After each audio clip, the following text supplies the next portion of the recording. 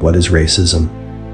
In Merriam-Webster dictionary, racism means a belief that race is a fundamental determinant of human traits and capacities, and that racial differences produce an inherent superiority of a particular race.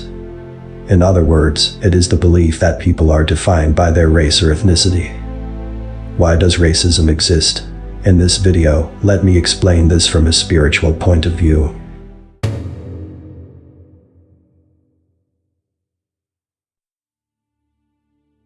The universe consists of tangible and intangible realms.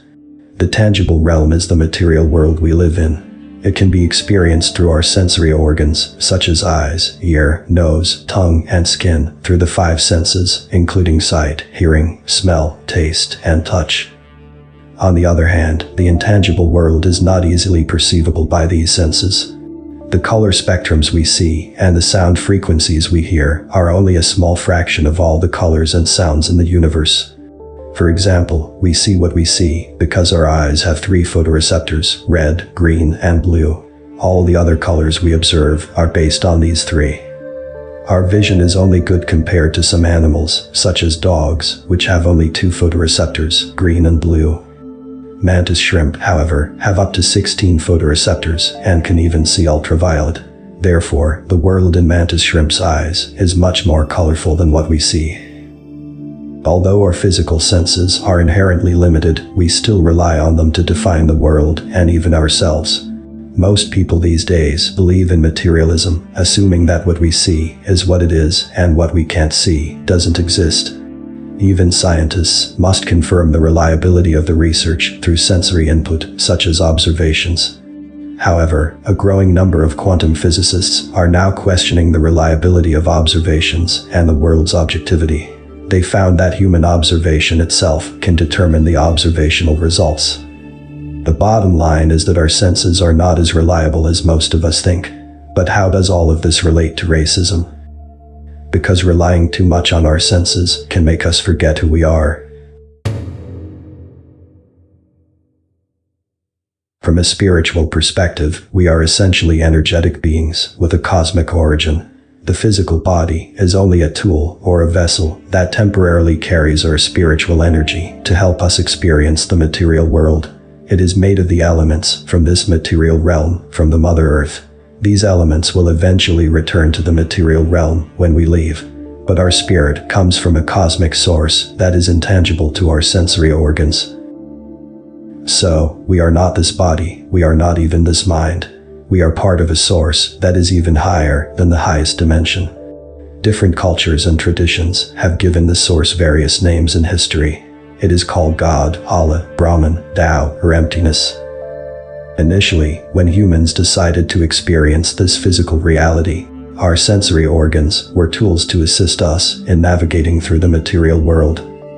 But generations after generations, humans relied on the senses more and more and eventually forgot who we are. As a result, we lost communication with the intangible world and our cosmic source. Finally, humans began to fully believe what the senses perceive. We are material beings, living in a material universe, and this body is who we are. This is the birth of the ego.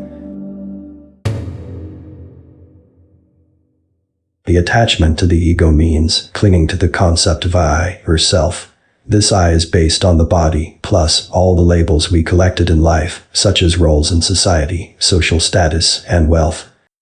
These labels don't exist in a newborn baby's consciousness because the concept of ego has not yet been formed. This is why some children seem to have special abilities when they are young, usually before 7 years old. They may experience stronger sixth sense or intuition, recall past lives, or see things adults don't see. We call them the imagination of children in the modern world. As the child grows up, the concept of ego gradually forms and solidifies. He begins to believe that his body is him, those labels define him, and the world is purely material. His special abilities disappear, and the ego takes over the steering wheel of his life. So, the ego comes from forgetting who we are. We are enslaved by a tool that was initially designed to serve us. Now we are at the mercy of our senses, believing in whatever they tell us, and letting the ego dictate our thoughts and values. We spend our lives in the pursuit of fleeting pleasure that our sensory organs crave. This is the ultimate fall of humankind. You probably already know where this analysis is heading to. The root of racism is the misbelief that we are our body and our ego, completely forgetting that we are spiritual and energetic beings without physical forms. Energy has no skin color. The physical body can be tall, short, fat, thin, black, white, yellow, or brown, but these are just clothes we temporarily wear in this fleeting life. Forms are temporary. Our bodies are not us, our minds are not us. The characters we played in this life, the wealth we collected, and the labels we accumulated, none of them is us. They serve the ego, and the ego is not us. This is why racism means attachment to the ego. Thank you for watching.